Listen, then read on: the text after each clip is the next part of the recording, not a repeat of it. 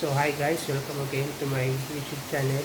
So ngayon, ang topic natin para sa RME is impedance, including na yung RLC circuits, series and parallel RLC circuits. Kasama na rin dito yung inductive reactance, then capacitive reactance. Tapos, yung resonant frequency. Okay guys, so simulan natin.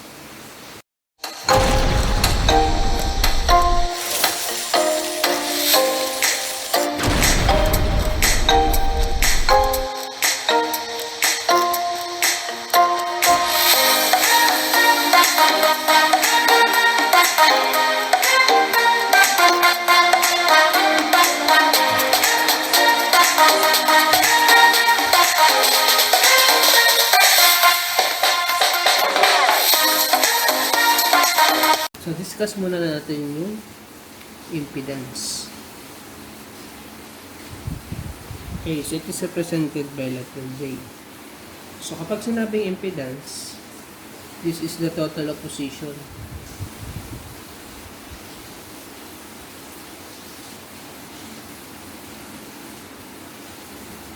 Offered by resistance, then reactance. Okay. So, magkasama na to. Resistance, then reactance. Okay. So, di ba meron tayong Z, that is the impedance. Then, okay, so Z squared, so ito yung formula niya. R squared plus X sub L minus X sub C squared. Okay, so yun yung formula. So, kapag in-squared natin yan, so para makancel to, square root natin dito. So, Z is equal to the square root of R squared plus X sub L minus X sub C squared. Okay, na kung saan, so ito, yung impedance, then resistance, tapos inductive reactance, at capacitive reactance. So, sabi natin, impedance sa total opposition offered by resistance, then reactance. So, anong unit ng impedance? So, ang unit nito is ohms. Okay? Ohms. So, ngayon, magsosolve tayo ng series RLC circuits. Okay? So, kunin natin yung current, power, tapos voltages. Okay? So, simulan natin sa problem. Okay guys, so ito na yung ating problem. So, ito, ginawa ko para dun sa nag-request ng topic na to. Okay? So, RLC circuit, series, then parallel circuit. So, mamaya parallel naman tayo. Okay, so simulan natin to. So, ito yung ating circuit. 15 volts, AC supply, 60 Hz. Meron tayong resistance. Meron tayong inductance, or inductor, then capacitor. Making it RLC connected in series. So, series RLC circuits. So, ito yung ating hahanapin. Inductive reactance, capacitive reactance, impedance, Rms current, voltage across each element, then power consumed in the circuit, plus resonant frequency. Okay, so yung impedance, yung total opposition offered by inductance or inductive reactance and capacitive reactance or reactance, then resistance. Rms current, so ito, kung mapapansin natin, series siya. Okay. So, we need to say the current flowing in this closed loop circuit is the same as the series. Then, voltage across each element. So, voltage dito, then voltage dito. Then, power consumed in the circuit. So, what is the total power consumed by the circuit? Then, last is the resonant frequency.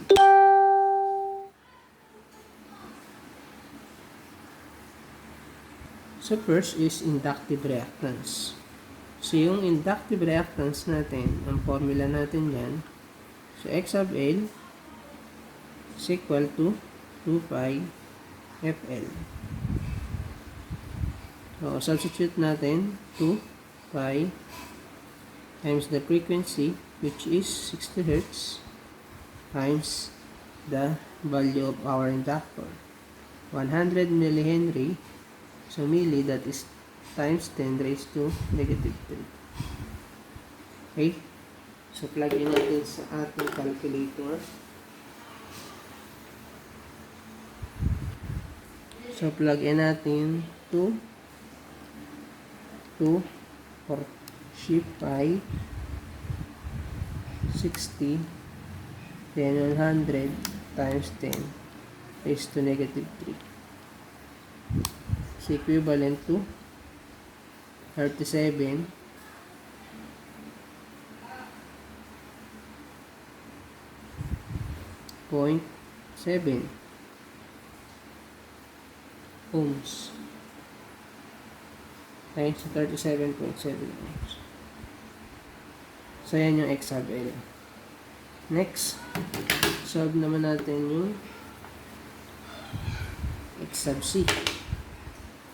So, ayan, X sub C. So, ang formula natin, 1 over 2 pi FC. So, 1, 2 pi, frequency is 60. So, ito yan. Times the capacitance value or the capacitor, 40 microfarad. So, micro, that is times 10 raised to negative 6.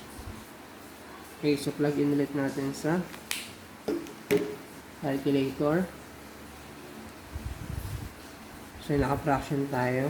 1 over 2 shift pi 60, then 40 times 10 raised to negative 6. Yeah. Then equal. So that is 66.31. So X sub C is 66.31 ohms. Okay. Okay, so sulatan natin yung value. So ito, X sub L 37.7, then X sub C is 66.31. So parehong ohms yan. Okay. So next, solve natin tong impedance value. Okay. So, formula natin, yung kanina discuss natin, J is equals to the square root of R squared plus X sub L minus X sub C squared. Okay. So, yung value, substitute natin. So, yung R natin is 30 ohms squared plus. So, X sub L is 37.7 minus 66.31 squared. Okay?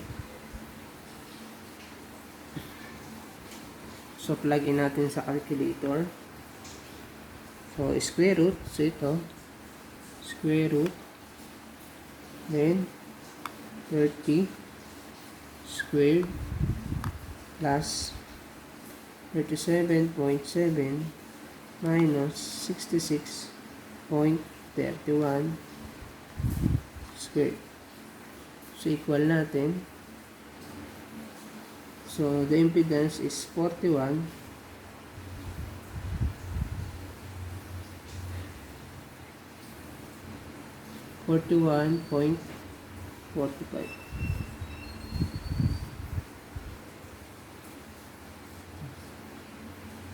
So, 41.45 ohms.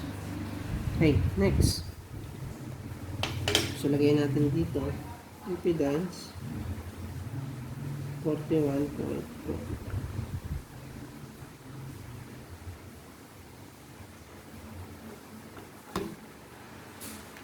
So, next natin is the RMS current. So, para makuha yung RMS current, so simple ohms lang yon, I is equals to the voltage over Z. Z na ngayon kasi yung total ang kinukuha natin. Okay. So, substitute natin. B is 15 volts over the impedance, which is 41.45. So, the answer is 15 volts over 41.45. So, the answer is 0.3618 amps. So, this is the current. So, lagay natin dito. IRMS is 0.3618 ampere. Okay, so the current that is flowing within all the circuit is equal to 0.3618 amps. So, yan yung dumadali dyan. Okay, so next natin is voltage across each element. Kukompute natin yung voltage niya rito, dito, then dito. Okay, so unahin natin dun sa resistor. Okay.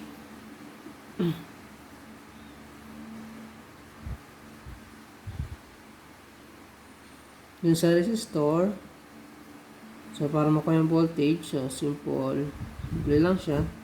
B is equals to I times R, where I is the RMS. So substitute natin 0.3618 amps times R, 30 ohms. So using calculator, 0.3618 times 30, 10.854 volts. Okay, so pwede natin siyang ilagay dito. B, R, which means voltage in resistor is 10.854 volts.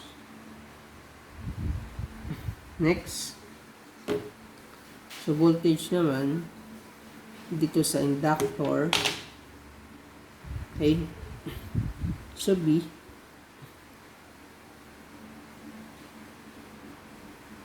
is equals to the RMS, yun pa rin yun, times the inductive reactance. So it will be 0.3618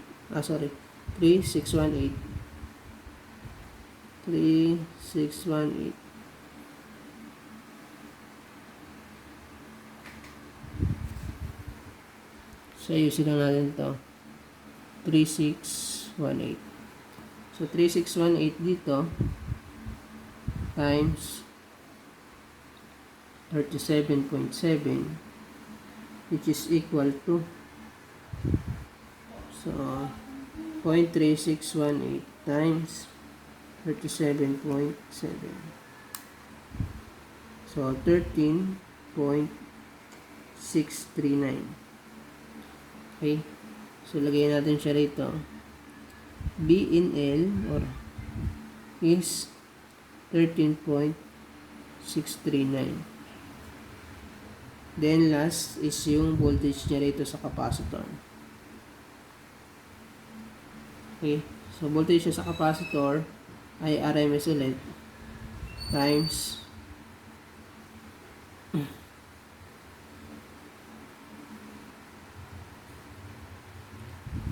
X sub C, where IRMS is 0.3618 times 66.31.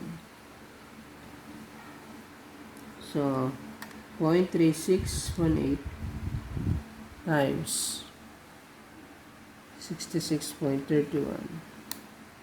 So, 23. So, almost 24 volts. So, voltage here, sa X sub C is 24 volts. Okay?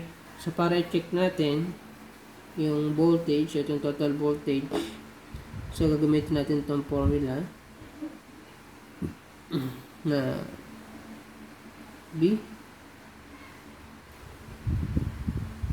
So yung supply voltage natin is equal to the square root of voltage in the resistor squared plus voltage X sub L minus X sub C. So that is voltage squared. So voltage in the resistor, voltage in inductor, then voltage in capacitor.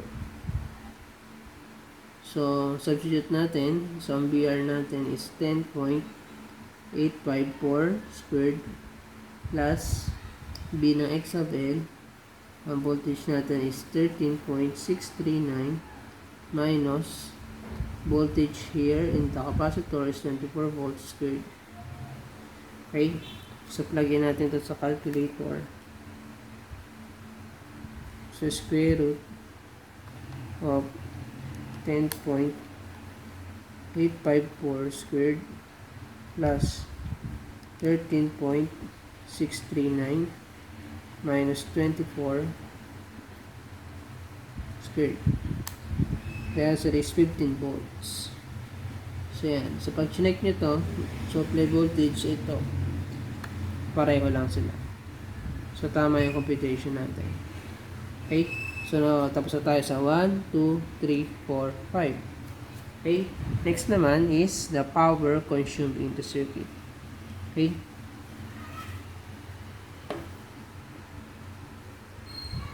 So, for power consumed in the circuit, so ito lang yung formula niya. P is equals to I squared R. Okay?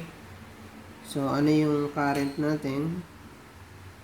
That is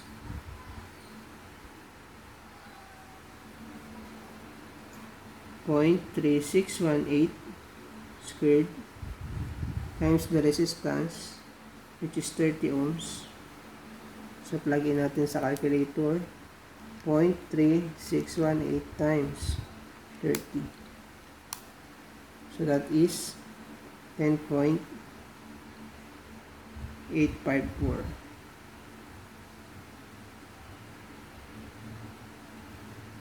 Watts. Okay, so that is the power consumed in the circuit. Okay, so that is number 6. Then for number 7 is the resonant frequency. So for resonant frequency, so FR is the resonant frequency. So ang formula niya is 1 over 2 pi square root of Hz. Okay? So ito yung frequency na kung saan na yung circuit natin nagre-resonate lang. Okay? So yung value ng inductive reactance at capacitive reactance ay pareho. So 1 over 2 pi. So ano yung L? That is 100. Okay, so 100 millihenry. That is times 10 raised to negative 3. Then, sa capacitor naman is 40 times 10 raised to negative 6. Okay, so plug in natin to.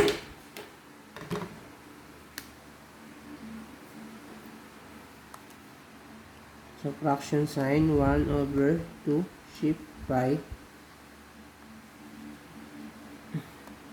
times square root of,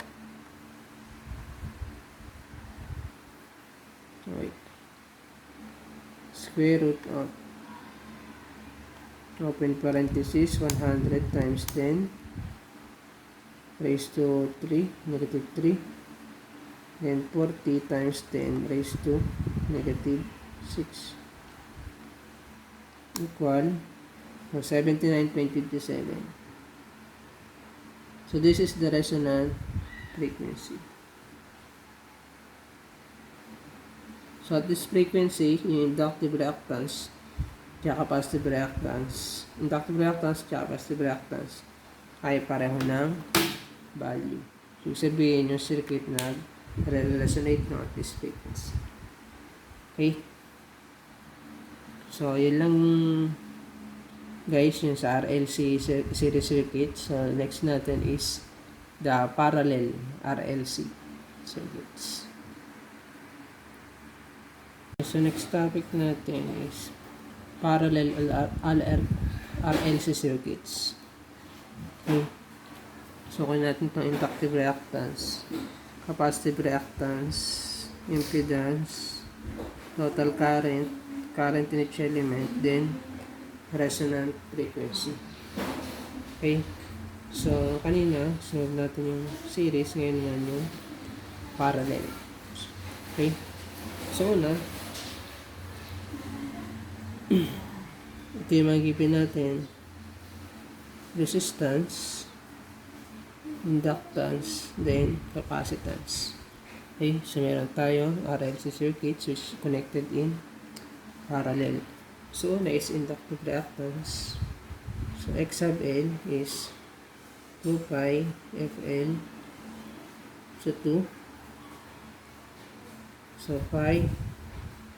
So, frequency is 60 times inductance 80 millihenry is times 10 raised to negative 3. So, lagyan natin sa calculator.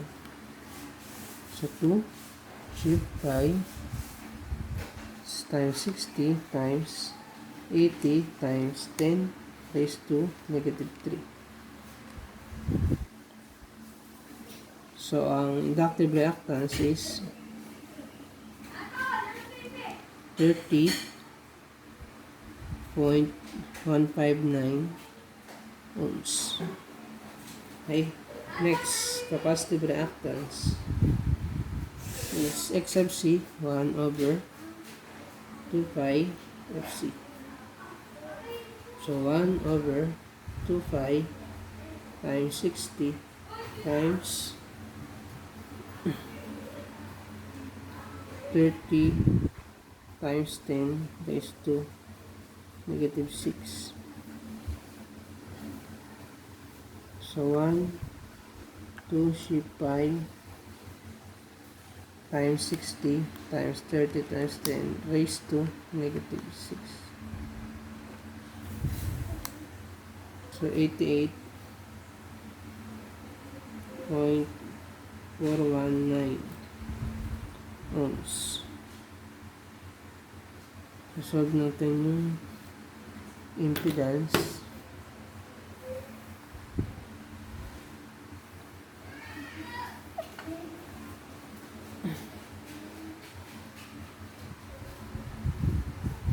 Solve natin yung impedance. So, impedance is equal to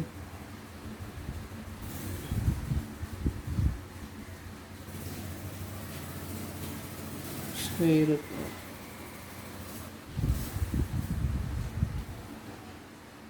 since parallel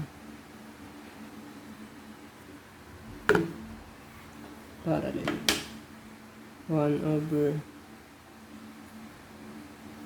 square root of 1 over R plus 1 over X sub L minus 1 over X sub C.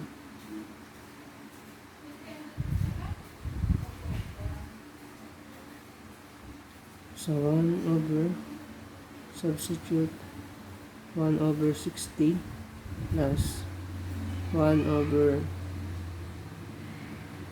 30.159 minus 1 over 88.419 squared. Substitute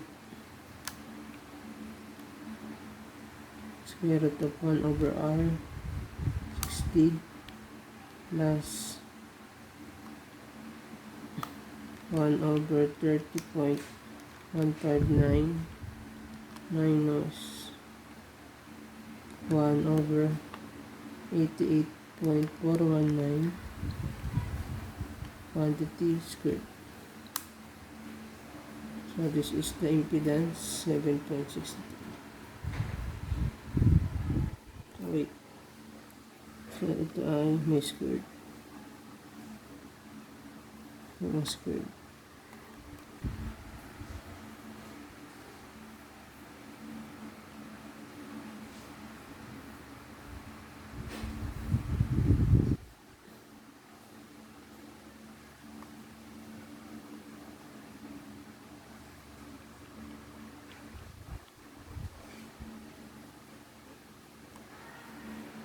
So 36.39.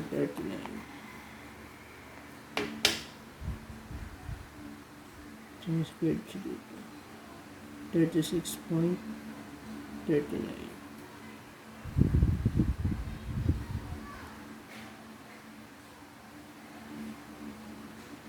ohms. So impedance is 36.391 ohms. Next is total current. Total current is equal to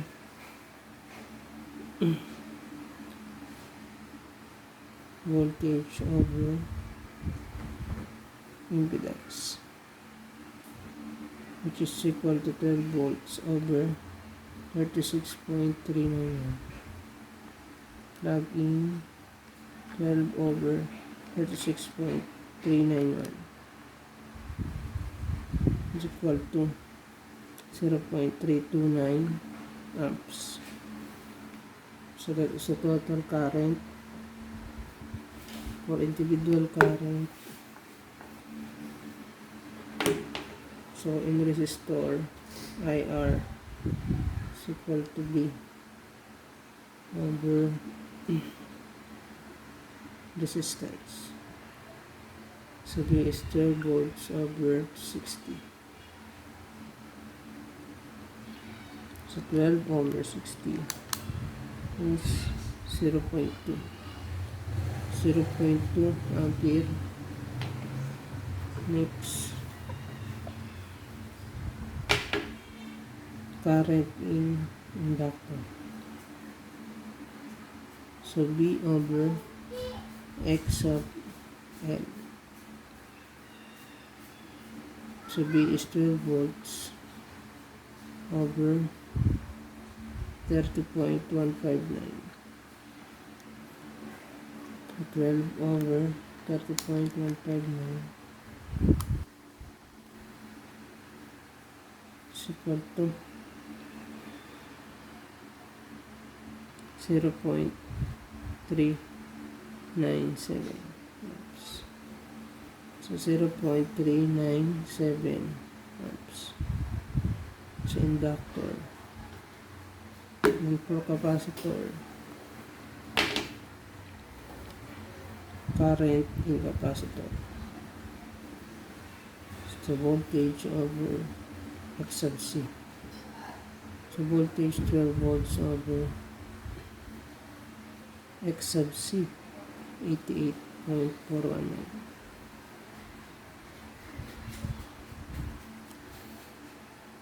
So 12 over 88.419. 0.135. So IC is 0.135.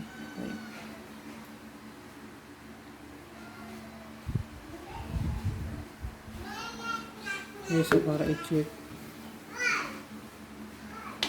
natin, so yung total current,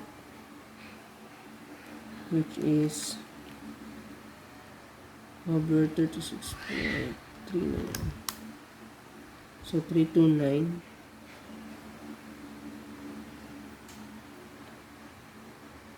This is IS. So para ma-check,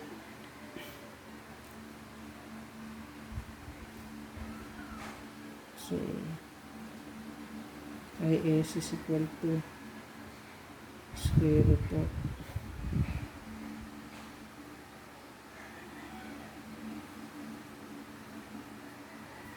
IR squared plus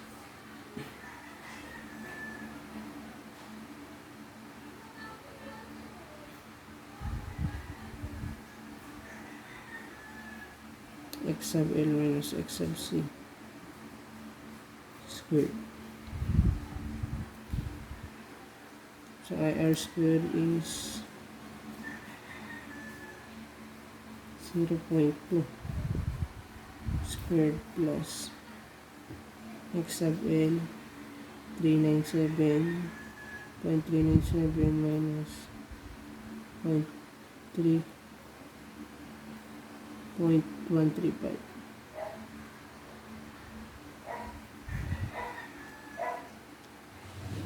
squared. So 0.2 squared plus 0.397 minus 0.135 squared. Okay, so the answer is 0.3296. So halos pareho dito. Okay, so yun yung paraan para ma-check. Last is resonant frequency.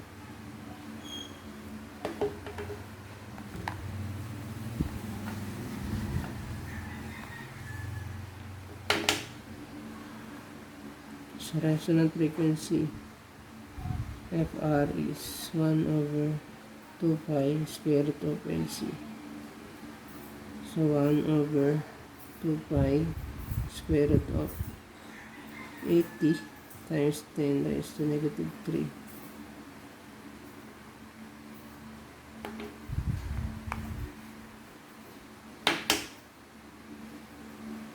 Then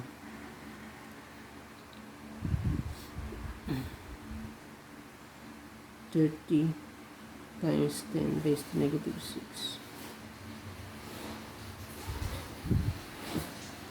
So 1 over 2 pi square root of 80 times 10 raised to negative 3 times 30 times 10 raised to negative 6. So resonant frequency is 102.73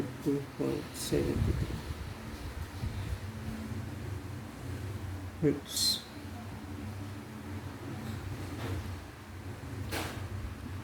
Okay.